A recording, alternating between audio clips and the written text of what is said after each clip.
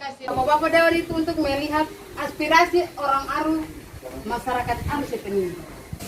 Karena ketong kalau sudah ada di situ, tolong jawab ketong ini dengan betul-betul.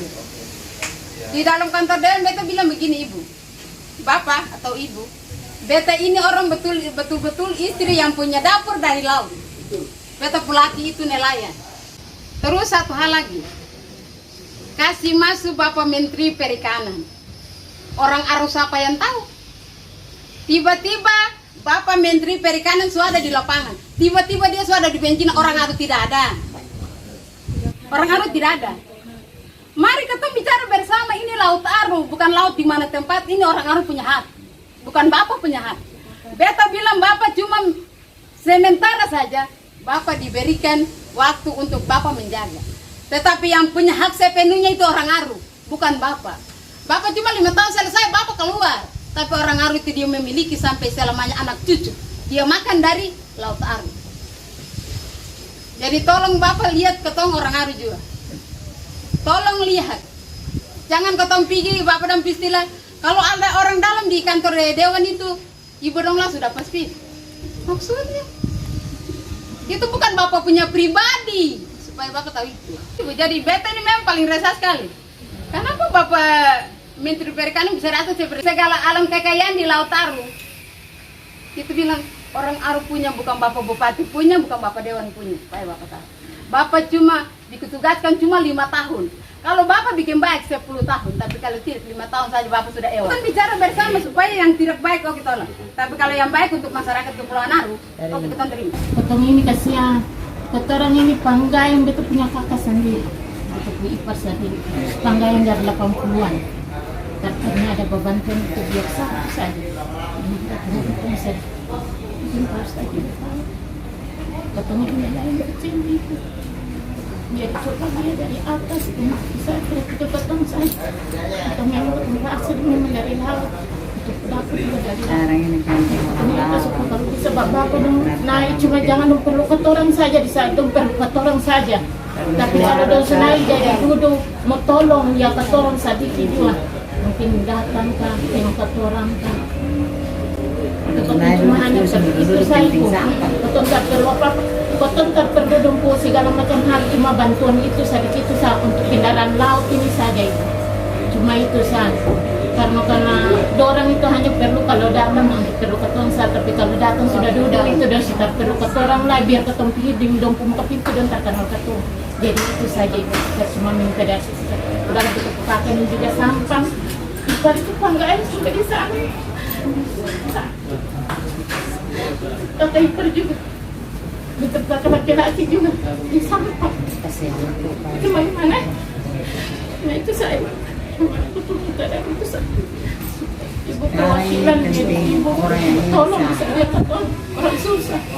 Kalau memang orang Aru dong yang orang besar kan lihat ibu sebagai anak ibu lihat susah.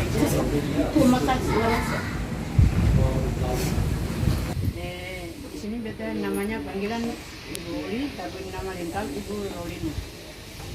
Baik, terima kasih apa yang tadi kami dengarkan dari Ibu dan kawan kami yang disampaikan masalah kelautan. Di sini juga beta ini seorang pejalan. Tetapi kami dilatih dari sejak kecil untuk kami mencari laut. Ibu-ibu mungkin tahu, kami keluar dari Ampas subuh, kami keluar dari Ampas subuh sampai jam 6 sore baru kami sampai di rumah. Itu dayung. Tapi ketika dari tahun 86, ketika itu di kapal troli ini masuk ke desa kami pantau. Kami itu yang tadi bilang jaring bersat atau pukat itu, yang kami tidak mau, yang kami tidak mau terima, kami tolak. Karena berdasarkan dia seret itu, dia ambil semua dari dasar laut itu semua habis, dari semasa yang kecil begini dia ambil habis, jadi bunuh. Akhirnya masyarakat yang terkecil ini dia menderita. Jadi ibu, mungkin kami ini dari perempuan, bukan di desa kami Jabulenga itu, bukan saja nelayan itu laki-laki, kami perempuan. Kalau ibu tidak percaya turun ke desa kami dan kami lihat kami untuk mencari. Kami ini mencari itu buan jala, jaring, mengair, Kami menyampaikan untuk betul-betul dan Bapak harus memperhatikan desa-desa kami. Bukan hanya cuma Bapak melihat orang-orang yang tertentu saja, tetapi ke Bapak marilah lihat kami orang yang terkecil, yang terbuang-buang. Karena Bapak melihat di Pasar Timur, dia kasihan. Paling kasihan sekali untuk menjual. Pasar Timur, Pasar Barat masih bandingan. Tetapi Pasar Timur paling kasihan dan kasihan. Dari bupati sampai dewan yang apa yang tadi Ibu sampaikan, tidak pernah melihat masyarakat itu. Karena kami orang-orang yang terkecil paling penderitanya sangat luar biasa. Yang apa yang tadi Ibu yang sampaikan, kami kan masuk proposal juga, mereka lihat lagi. Kami lihat lagi, kami punya proposal, kami masuk buang di tempat sampah dan tidak diguna dan diinjak-injak. Kami kan orang tidak guna dan kami tidak ada punya penting dan tidak ada punya orang. Ibu, matahari ini tikam dari pagi sampai jam 1, jam 2 kita masih berjual di matahari yang tikam. Apa rasanya kami penderitaan seorang ibu nelayan? Apa bikin orang janda beta rasakan yang seperti apa? Beta berjual, beta pergi mencari dari pagi. 4 subuh keluar sampai jam 6 baru saya masuk di kampung saya. Pagi hari saya datang berjual. Tapi ya itulah kebutuhan anak-anak saya. Jadi biarlah penderitaan itulah kita sama-sama mengalami lah. Tetapi marilah beta menghadirkan di sini. Berarti ibu juga menghadirkan beta juga di sini. Berarti ibu melihat Dampaknya nanti ketong masyarakat rasakan. Ketong akan menderita lagi. Terus yang punya yang beta mewakili mama-mama yang sudah pernah kasih masuk proposal di DKP itu, Ibu, itu katong minta supaya mesti ada pengawalan. Karena katong di sini nelayan yang betul-betul dia betul-betul dia cari ikan, dong tidak pernah kasih yang namanya bantuan seperti itu. Tetapi dong kasih tuh orang-orang yang punya uang, yang berduit. Siapa yang kasih masuk proposal dia punya orang penting di atas dia kasih. Yang namanya nelayan yang selama itu dia beroperasi dengan dayung sampan, dia beroperasi dengan dia berenang dengan dia jaring itu, dong tidak pernah lihat itu. Jadi ini juga termasuk masukan supaya barangkali ibu bisa perjuangkan yang namanya bantuan itu bisa kawalakan. Karena katong di hari ini 90% nelayan mau dikatakan. Assalamualaikum warahmatullahi wabarakatuh. Selamat siang, salam sejahtera bagi kita sekalian, pimpinan dan anggota Komisi 4 yang saya hormati, Pak Menteri, KKP, para Dirjen, Eselon 1 dan Eselon 2 yang hadir yang saya hormati. Saya melakukan pendalaman Pak Ketua, Pak Menteri. Saya baru saja pulang dari Kabupaten Kepulauan Aru untuk kegiatan bakti nelayan dan bimbingan teknis di Kabupaten Kepulauan Aru. Makanya ada beberapa catatan yang ingin saya sampaikan. Yang pertama, yang pastinya saya tidak didampingi oleh Kementerian dari Jakarta, Pak Zaini. Ini catatan. Saya tanya kenapa, katanya karena ada demonstrasi masyarakat yang ada di Aru. Pertanyaan, apakah demonstrasi memang harus dihindari dengan tidak hadir ke sana? Padahal WPP 718 adalah WPP yang paling seksi di negara ini di Kementerian Kelautan dan Perikanan di antara 12 WPP itu, Pak Menteri. Yaitu WPP 718. Dan oleh karena itu saya dalami sedikit Permen nomor 18, Pak Menteri. Saya bawa ke sini di butir 26. Itulah asal kenapa masyarakat demonstrasi di sana, mahasiswa dan ibu-ibu yang datang langsung ke penginapan saya menyampaikan soal butir pasal nomor 26 di Permen KP nomor 18 tahun 2021, pasal 26 menyebutkan bahwa jaring udang hela berkantong trol diperbolehkan beroperasi hanya untuk kapal dengan ukuran di atas 30 JT pada jalur penangkapan ikan 2 dan 3 dengan isobat minimal 10 meter di WPP 718. Disebutkan di WPP 718. Di sisi yang lain, pasal 3 pada Permen KP ini menyebutkan yang dimaksud jalur 1 adalah jarak 0 sampai 4 mil laut, jalur 2 yaitu di luar jalur 1 sampai dengan 12 mil laut, yang merupakan kewenangan pemerintah daerah sesuai Undang-Undang Nomor 24 Tahun 2014 tentang pemerintah daerah. Nah, di sini kelihatannya terdapat tumpang tindih aturan, Pak Menteri. Khususnya nanti terkait siapa yang berwenang mengeluarkan izin termasuk juga kebijakan pungutan PNBP-nya. Selain itu potensi konflik dengan nelayan lokal akan semakin tinggi karena fishing ground-nya beririsan. Menurut informasi di lapangan, KKP sudah mengeluarkan beberapa izin kapal dengan alat tangkap pukat hela tersebut untuk beroperasi di WPP 718. Saya ingin ada tanggapannya, ada penjelasannya kepada kami di sini, karena yang saya dapatkan dari lapangan sudah disampaikan beberapa foto konflik terjadi di lapangan. Kapal-kapal dengan di atas 30 JT bahkan 200 JT masuk sampai di jalur 2 dengan jaring trol menyeret jaring-jaring nelayan kecil. Oh, gagal Menteri kalau gini. Ini tidak boleh terjadi, Pak Menteri. Gagal Menteri. Benar, hati kami menangis melihat hal ini. Karena masyarakat juga datang menyampaikan ini. Harap permen ini ada revisinya. Kemudian terkait penangkapan ikan terukur pasca PNBP ini perlu dimasukkan juga pelabuhan perikanan milik pemerintah daerah, Pak Menteri. Contoh, pelabuhan perikanan Dobo yang ada di WPP 718. Nah, yang dimasukkan hanya pelabuhan perikanan milik pemerintah pusat yang ada di Tual. Pak Menteri, jarak Dobo dengan Tual itu 1 hari 1 malam kalau dengan kapal, Pak.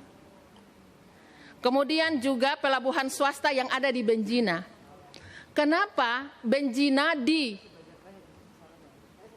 sebagai pelabuhan pendaratan, tetapi 2 pelabuhan pemerintah kabupaten dan pemerintah provinsi tidak dimanfaatkan di dalam permen ini? Apakah kita lebih tertarik dengan pelabuhan swasta dibanding dengan pelabuhan pemerintah kita yang ada di sana, di Aru? Harap agar juga dimasukkan di dalam permen ini, Pak Menteri. Karena ini sangat berhubungan sekali dengan tadi.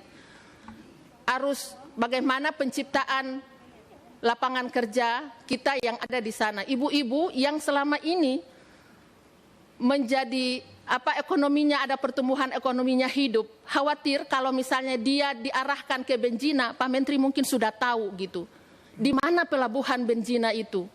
Ada perbudakan-perbudakan, cerita masa lalu yang juga sudah masuk dalam rekamannya Pak Menteri, begitu.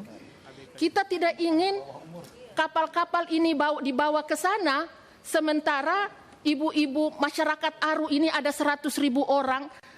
Mereka menyampaikan, Pak Menteri dengan sedihnya menangis, menyampaikan kami kalau ada lahan di darat, kami bisa mencari kehidupan di sana. Tetapi lahan kami ini semuanya ada laut. 95% itu laut.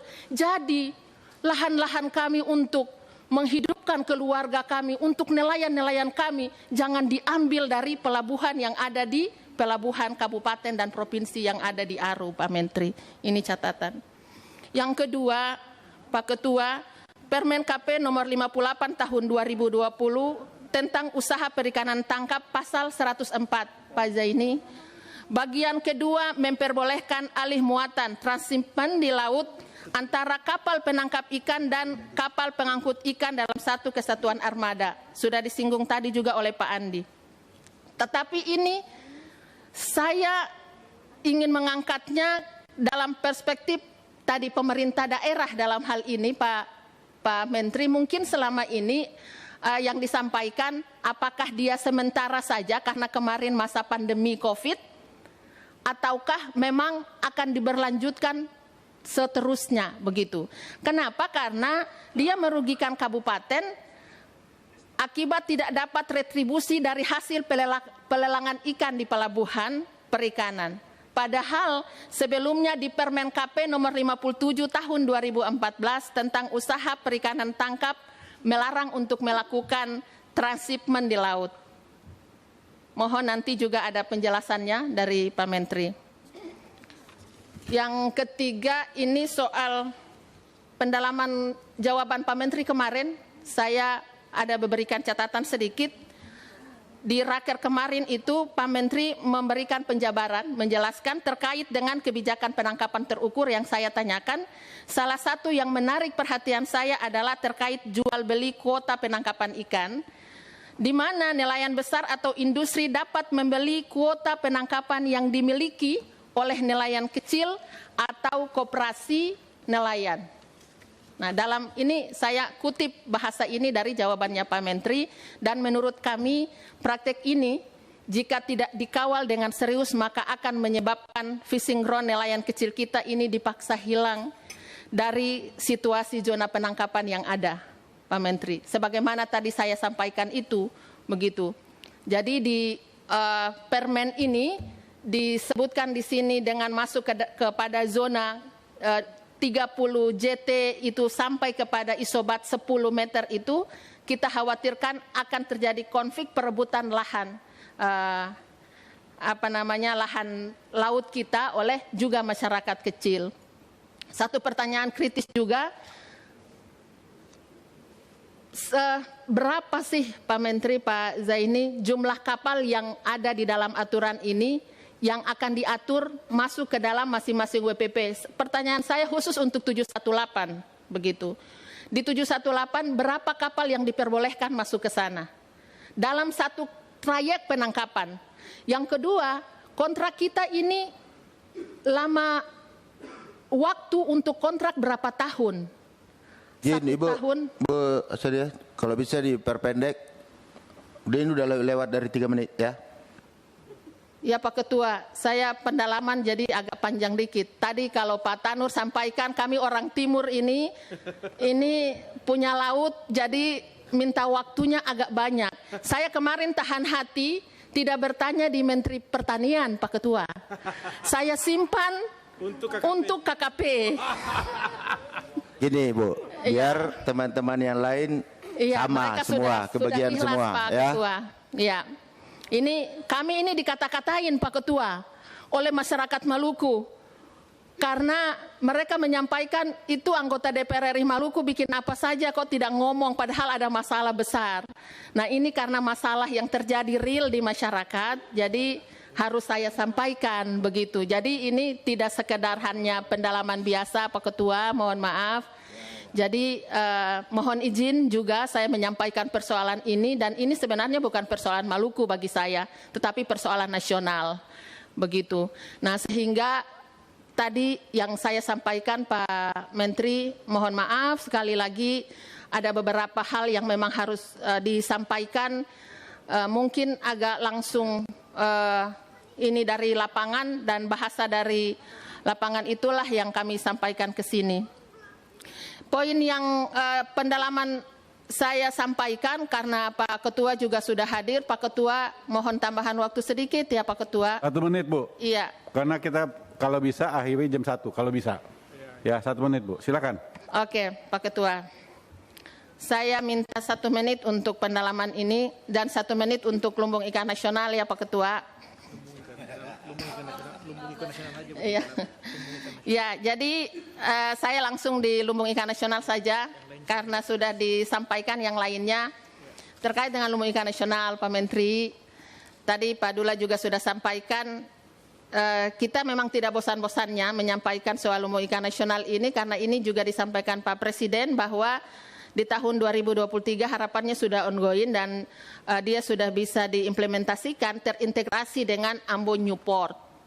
Nah, hari ini informasi yang kami dapatkan dari 8 orang anggota DPR mendapatkan informasi dari Menko Marves bahwa lahan yang sekarang yang akan dibangun LIN itu ada ranjau dan ada potensi gunung api.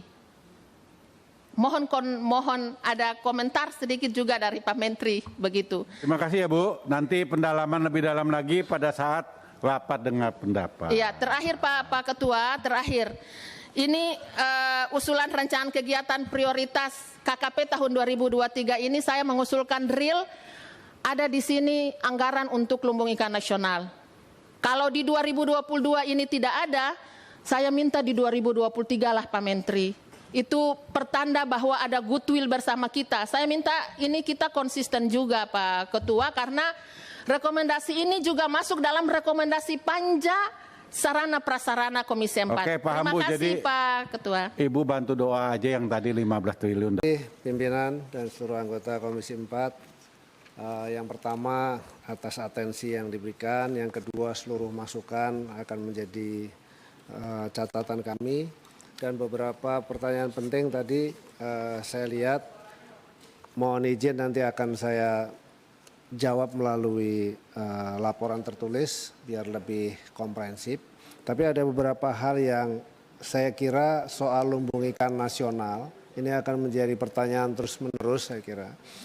Pak Abdullah dan Ibu Sadia,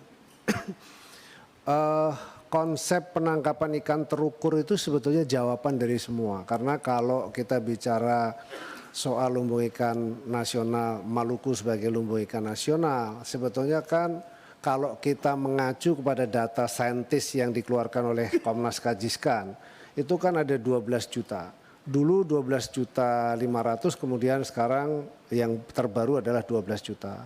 Dari 12 juta itu ada di setiap WPP. Nah, yang paling besar itu ada di WPP 715, 714, dan 718. Itu kira-kira sekitar 3 jutaan ton menurut data Kajiskan. Walaupun kalau mau jujur, ini mohon maaf, apakah 3 juta ton itu benar? Karena dasarnya kan kalau secara keilmuan itu kan dari logbook, ya kan? Tetapi dapat juga ditemukan bahwa satu izin kan bisa digunakan lebih dari satu kapal misalnya begitu. Saya sih tidak prejudice, tapi saya jawab dengan penangkapan terukur itu adalah ada monitoring teknologi yang bisa melihat secara langsung. Jadi setiap kapal, apapun kapalnya, apakah itu kapal transportasi, apakah itu syukur kapal ikan, dan lain sebagainya, mereka harus terregister dengan satelit itu. Jadi mereka terkoneksi dengan satelit. Dengan sistem ini maka kita akan bisa menentukan bahwa posisi atau stok perikanan kita itu sebenarnya berapa sebenarnya. Nah, ini kapan bisa diketahui? Ketika implementasi dari kebijakan penangkapan terukur ini bisa direalisasikan. Ini semua Ibu, Bapak, sebetulnya jawaban. Dari artinya begini. Untuk penangkapan terukur ini kita sedang ajukan RPP. Jadi bukan perpres tadi seperti LIN gitu. Kalau LIN kan cuma satu saja ya Ibu, Bapak. Tapi kalau penangkapan terukur menyeluruh mulai dari Sabang sampai ke Merauke kita zonasi. Lalu kemudian yang kedua, kalau itu misalnya sudah bisa kita dapatkan. Lalu yang kedua, hak-hak daripada nelayan di setiap WPP itu kita data. Jumlahnya itu ada 2,2 juta nelayan. 2,2 juta nelayan berdasarkan berdasarkan by name by address. Nah, ini kita bisa identifikasi jadi secara jelas nanti. Jadi contohnya misalnya di 718 itu jumlah nelayan aslinya berapa sih yang ada di situ. Lalu yang ngambil di dalamnya itu berapa. Nah, ini bisa kita deteksi. Mereka punya hak langsung bahwasannya kemudian jadi salah satu rumusan yang kami minta kepada Dirjen Tangkap untuk dibuat rumusan, yang itu sedang kita proses dan kita ajukan. Untuk sementara kita jalankan, kita gunakan permen yang cantolannya ke PP 85. Ya, selama proses PP, RPP sendiri ini yang sedang kita ajukan. Karena RPP sendiri tidak pernah cepat, lama Ibu. Bisa jadi mudah-mudahan sih harapan kami sebetulnya April, Mei ini sudah bisa selesai atau sebetulnya beberapa bulan yang lalu, tapi faktanya memang tidak bisa cepat. Nah, permen sendiri untuk implementasi dari penangkapan terukur sebagai satu perantara dari antara saja itu juga belum selesai. Sekarang sedang harmonisasi, jadi kita belum bisa jalankan. Dalam current condition itu masih biasa. Current condition satelitnya belum bisa kita, karena di situ ada syarat. Begitu dia mengajukan contoh misalnya di 718 Ibu. 20% 718 itu sama dengan 1.700.000 ton menurut Kajiskan.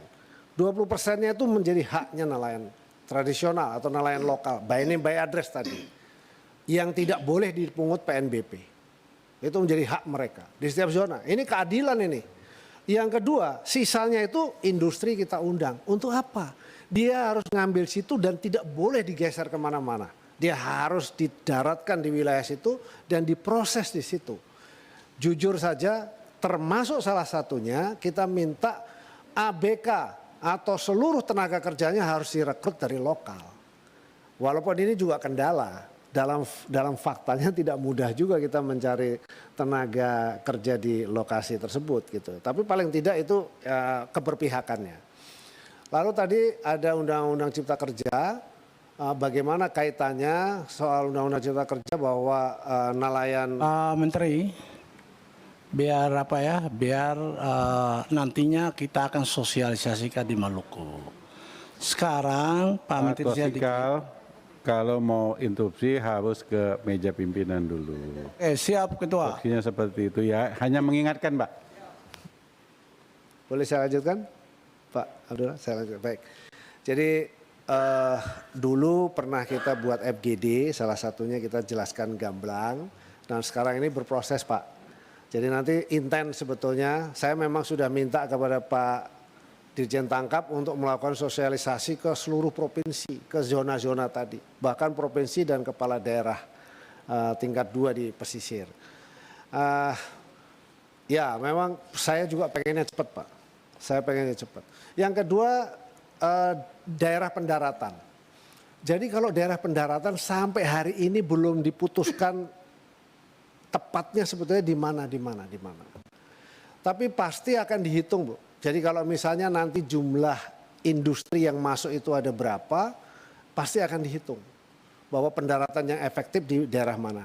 Lalu kemudian nelayan tradisional itu diberikan kebebasan untuk mendarat. Lebih bagus memang mendarat di industri supaya ikannya langsung dibeli. Tapi kalau mereka mau mendarat di pelabuhan-pelabuhan daerah pun diperbolehkan juga. Begitu. Jadi memang ini sedang dalam proses terus bekerja setiap hari. Lalu kemudian permennya juga belum turun, masih harmonisasi. Bahkan kita bukan hanya lobby, kita lobby semua ke seluruh lembaga kementerian yang menurut kami bahkan kepada Presiden sudah kami sampaikan juga. Jadi lane itu akan terjawab dengan kebijakan penangkapan terukur. Karena demokrasi ekonomi atau pertumbuhan ekonomi betul-betul di zona itu. Jadi nanti di situ itu ada berapa provinsi tuh? Ada provinsi Papua, ada provinsi Papua Barat, ada provinsi Maluku, ada provinsi Maluku Utara, lalu ada sebagian dari Sulawesi Tenggara juga dapat Bu.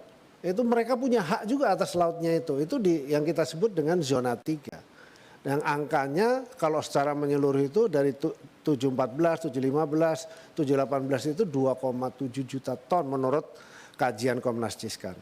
Di situ bisa terambil 1,5 juta saja dengan selected fish atau artinya yang dan pengambilannya juga industri ini contoh ada satu perusahaan dari Amerika yang berminat. Dia bilang sekarang ini saya mau berminat karena kebijakannya sudah jelas. Yang menjadi pertanyaan berikut ikan kecil bagaimana? Ikan kecil boleh diambil atau tidak? Kalau ikan kecil boleh diambil saya tidak jadi masuk. Loh, ini saya bilang industri beradab. Kenapa begitu? Ikan kecil dia bilang harus tidak boleh diambil. Saya bilang ada permennya. Nah karena apa? Karena tahun depan kalau saya mau ngambil ikan itu sudah besar. Ini yang bagian dari implementasi blue economy itu salah satunya adalah bagaimana populasi ikan itu bisa terjaga dengan baik supaya generasi-generasi mendatang itu bisa masih memiliki kesempatan untuk mendapatkan tumbuhnya keberadaan ikan itu sendiri. Kalau seperti sekarang mohon maaf, pantai utara Jawa ini rasanya udah kering nih ikannya, udah habis gitu. Karena sulit sekali, contoh misalnya, mohon maaf nih misalnya, wah ini ikan kapal cantrangnya tolong dong diizinkan. Udah jelas-jelas itu merusak lingkungan, gimana ya cara menjelaskan. kalau dilarang, ya yang nelpon saya banyak sekali minta tolong lah, ini tolong dikasih kesempatan mau lebaran segala macam dan seterusnya. Itu contoh gitu. Nah ini soal lingkungan nanti. Terus belum lagi nanti konflik horizontal di wilayah-wilayah lain, mereka juga nggak bisa terima. Ini apa namanya memang pekerjaan kita ke depan. Jadi Pak Ketua, saya interupsi sebentar, Pak Ketua. Mohon izin. Kalau bisa nanti Bu biar selesai dulu baru Ibu ngomong. Biar dia nggak terputus, Pak Ketua. Nah, ini kan bukan hanya pertanyaan dari Ambon loh, ini masih banyak pertanyaan dari seluruh anggota. Jadi maunya saya semua anggota dijawab, nanti Ibu boleh punya waktu untuk memperdalam sedikit. Ya, karena waktunya juga kita kan sampai 13.30. Sekarang sudah mau hampir jam 13. Ya. Tuh, silakan Pak Menteri. Ketua, saya Pak Abdullah, cuman ini sedikit aja biar kita Bu, nggak yang ngatur rapat saya dengan, Bu. Saya minta tolong kita kerjasama yang baik. Biar dijelaskan dulu semuanya. Ya Pak Abdullah Twasikal juga nanti saya kasih kesempatan untuk bertanya supaya benar-benar paham. Ya, silakan Menteri. Terima kasih, pimpinan. Jadi kami lanjutkan kembali bahwa LIN itu sebetulnya terangkum di dalam, ini kan soal bahasa, jadi terangkum di dalam kebijakan penangkapan terukur yang sekarang ini sedang dalam proses. Ada 2 tahap, yang pertama adalah peraturan menteri dulu yang kita terkait dengan PP 85 yang sekarang sedang harmonisasi belum selesai, tapi paralel dengan itu dipersiapkan RPP-nya. Jadi kalau dulu LIN itu dibuat Perpres, RPPres katakan begitu, sekarang ini RPP, jadi lebih kuat lagi, harapannya begitu. Lalu terus kemudian soal... Makanya saya interupsi dulu Pak Ketua, biar tidak salah persepsi kita ini. Bu, tadi kan sudah saya bilang, biar dijelaskan dulu. Sampai udah jelas, nanti Ibu juga saya kasih kesempatan ngomong. Bukan Pak Ketua, ini soal cara pandang Pak Menteri dengan kami yang memang harus didudukan Pak Ketua. Bu, bukan hanya Ibu yang bertanya, semua juga bertanya. Pak Menteri belum jawab. Dan nampaknya Pak Menteri sudah menjelaskan hampir 15 menit sampai 20 menit untuk khusus Maluku. Kita kan harus berkeadilan Bu, kita jangan memperpanjang ini. Biar nanti selesai, Ibu boleh bertanya, Pak Abdullah Twasikal boleh bertanya untuk memperdalam. Justru ini keadilan Pak Ketua. Saya sudah katakan Bu, beliau ini sudah menjawab 20 menit loh, khusus untuk Ibu loh. Untuk Pak Twasikal loh, yang lain belum dijawab loh. Karena saya bilang tadi, ini lebih penting dahulukan dulu jawabannya. Ya silakan Pak Menteri, lanjutkan. Baik, nanti Ibu kalau memang khusus saja bisa Bu. Khusus saja, kita diskusi khusus dan kita perjuangkan bersama. Pokoknya intinya kebijakannya adalah untuk kepentingan masyarakat di Indonesia Timur. Pak Ketua, saya kira dia lebih jelas karena kalau tidak secara tertulis itu kita nggak mampu jawab untuk masyarakat. Ini soalnya ada pendapat Pak Menteri ya dengan kita ini agak beda soal lumbung ikan nasional. Ini Pak Twasikal, nanti beliau jawab dulu selesai, termasuk pertanyaan anggota yang lain. Nanti saya berikan Bapak sama Ibu untuk memperdalam. Termasuk juga nanti kalau perlu bikin surat secara resmi apa. Ya Pak ya, paham ya, sebentar ya. Ya, lanjutkan Menteri. Baik, terima kasih. Yang berikutnya adalah yang menjadi pertanyaan tadi pimpinan, bahwa soal pupuk bersubsidi karena memang baru sekarang ini kita tangani, kami sudah membuat surat kepada Menteri Keuangan untuk mendapatkan alokasi anggaran pupuk bersubsidi untuk pembudidaya ikan atau udang skala kecil yang suratnya sudah kami sampaikan. Berikutnya kepada Pak Daruri soal Srem Estate, sabar Pak, memang kita sedang proses supaya proper, ya. Nanti akan berbarengan dan insya Allah sudah kami laporkan juga kepada Bapak Presiden dan beliau akan melakukan groundbreaking di seluruh titik. Ada 4 titik yang akan dilakukan termasuk di Aceh.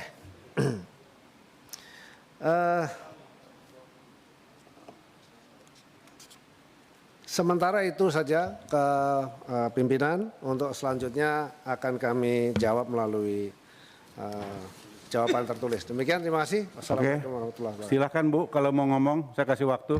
Setelah itu Pak Abdullah Twasikal, silakan. Iya, terima Masing-masing 2 menit. Terima kasih Pak Ketua.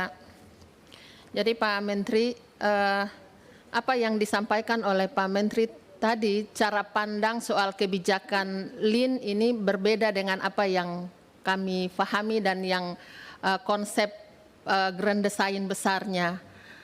Karena LIN bukan bagian dari kebijakan penangkapan terukur, Pak. Justru kebijakan penangkapan terukur itu harusnya itu bagian dari LIN. Kita bicara LIN itu bicara dari hulu sampai di hilirnya, Pak. Semuanya dari prosesnya. Begitu. Jadi tadi kalau misalnya Pak Menteri sampaikan, setiap kami tanyakan LIN selalu seakan-akan, mohon maaf Pak Menteri, jawabannya adalah kebijakan penangkapan terukur ini perlu kita diskusikan lagi, Pak Menteri. Jadi kita bicara tentang LIN ini merupakan paradigma pengelolaan perikanan terpadu dan berkelanjutan yang mengintegrasikan perikanan tangkap di dalamnya, kemudian juga budidaya ada di dalamnya, pengolahan ada di dalamnya, penguatan daya saingnya juga masuk ke dalamnya, semua ruang laut ada di dalamnya. Begitu kira-kira Pak Menteri yang saya tangkap, jadi mohon agar kita dudukan lagi diskusi kita ini biar dia tidak melenceng sesuai dengan konsep besarnya. Terima kasih Pak Ketua. Pak Abdullah Twasikal, biar nanti sekalian dijawab sama Pak Menteri. Siap Ketua. Pokoknya saya mengapresiasi program Pak Menteri ya soal penangkapan terukur. Lumbu ikan nasional ini Pak Ketua kan udah kita gariskan dari awal. Ya, itu ada pelabuhan terpadu. Pelabuhan terpadu supaya ada kepentingan pengusaha di dalam untuk membangun pelabuhan terpadu itu Pak Menteri. Pak Menteri kan punya catatan sini ada direncanakan di Tual, Benjina dan di Ambon. Lalu kita tenggelam karena Ambon nyopornya, gabut di dalam kita nggak tahu pelabuhan kita di mana. Sekarang dengan Pak Menko itu katanya ditarik, dipisahin dipisahin. Sekarang yang kita mengharapkan itu agak benar, pelabuhan terpadu di mana, industri di mana, keterlibatan pengusaha itu di mana. Bukan soal perikanan terukur, soal penangkapan. Tapi bagaimana kesejahteraan masyarakat? Bagaimana industri bisa bangun? Kesejahteraan masyarakat otomatis saya ini kan, tapi kita beda Pak Ketua. Dari awal kan Pak Ketua ikuti ini, Pak Menteri kan ya bukan kita yang, tapi saya kira kan staf-stafnya banyak. Yang kita harus jelaskan yang benar bahwa pelabuhan terpadu ya lumbu ikan nasional awalnya kita udah sepakat. Lalu masuk jelas. Saya harapkan ada peraturan presiden dan ini juga sudah di follow up dari awal. Ya, setelah itu dari Pak Gubernur juga udah masuk Pak Ketua. Jadi alasnya udah tepat, tinggal Pak Menteri ini ada rancangan saya bawa. Kalau memang tidak dilanjut silahkan. Ya, tapi minimal ada actionnya. Jangan tiap menteri hilang lalu apa? Ini soal Maluku ini Pak Menteri. Kami Maluku tidak memiliki apa-apa. Yang ada itu adalah soal di laut, soal BPP 14715 dan 718. Kita harapkan Pak Menteri, kita mendukung, kita orang Maluku mendukung. Tapi yang kita harapkan wujudlah yang namanya pelabuhan terintegrasi, pelabuhan terpadu untuk kepentingan aktivitas pelabuhan yang ada di sana. Lah kalau pelabuhan itu Pak Menteri mau kemana? Ikannya mau dibawa kemana?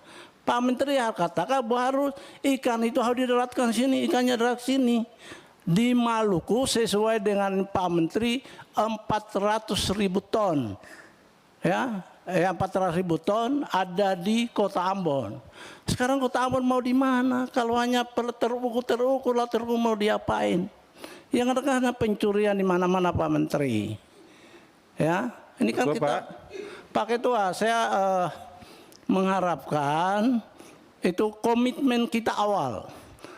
Komitmen Menko ya tahun 2016 ini kan sudah ada di Sekretariat Negara. Ini kan tinggal ditandatangani, apa nggak bisa dipelajari Pak Ketua? Ya, jangan dari awal hapus negara ini mau dibawa kemana? Prinsipnya saya mengapresiasi Saya kira Pak Menteri orang cerdas. Saya kira Pak Menteri mau membangun daerah ini, membangun negeri ini, Indonesia mau dibangun.